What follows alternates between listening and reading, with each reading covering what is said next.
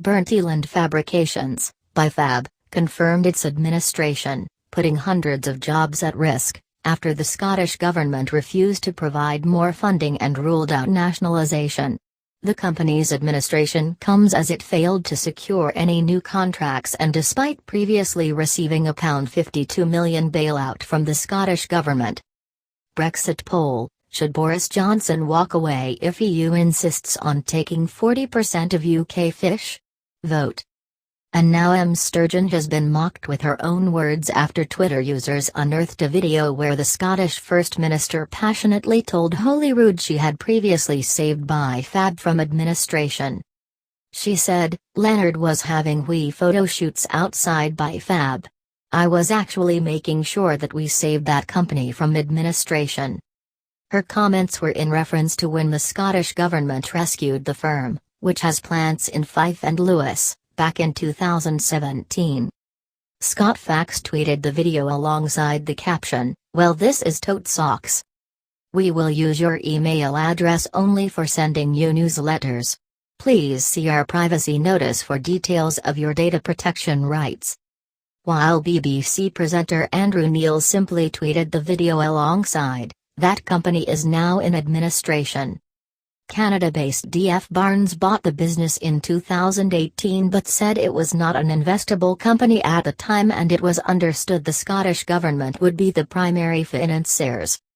The firm had been preparing to put up to 500 employees back to work on a wind turbine scheme when it emerged ministers could no longer provide the necessary financial support.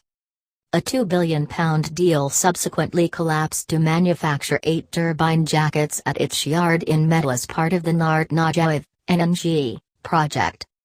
A statement from the company said, BiFab can confirm that the board has agreed to place the company in administration following the Scottish government's decision to remove contract assurances.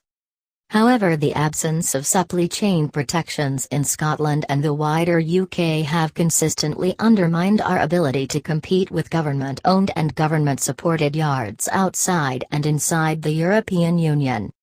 We would urge the Scottish and UK governments to address these structural challenges as a matter of urgency in order to ensure that the benefits of offshore renewables are shared more widely with communities across the country. The Scottish government has argued state aid rules prevent it from bailing the company and it ruled out nationalisation.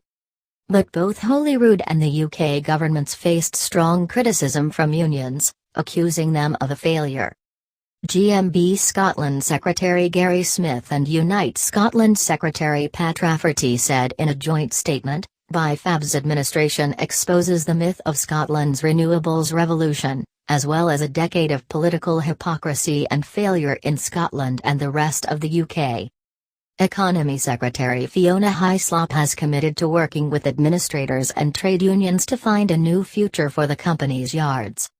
She said, "I know this will be an extremely worrying time for BiFab's workers and we will continue to do everything in our power to support them and stand ready to work with any company interested in taking on the yards."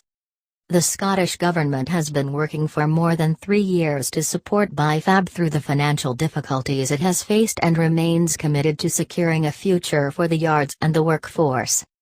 As a minority shareholder, we have been exhaustive in our consideration of the options available to us to support BiFab.